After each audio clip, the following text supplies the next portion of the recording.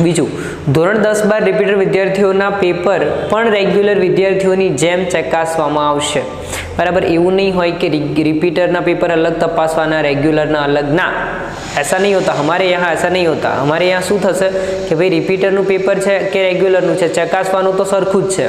एवुं नहीं कि भाई रिपीटर है एटले पागल माणस एनुं पेपर फेल ज कर देवानुं, ना होय। बधा पागल, बराबर, बधा सारा ज होय छे। रिपीटर विद्यार्थीओ पण मेहनत करीने आवे छे अने पेपर बधानुं उलटानुं हूँ कहूं छुं, रेग्युलर करता रिपीटरे मेहनत वधारे करी होय छे एटले ए बिचारो पास थवो जोईए एवी रीतना चेक करजो। अने तमारी मेंटेलिटी थोड़ी चेन्ज करजो कि रिपीटर फेल ज थाय एवी, बराबर।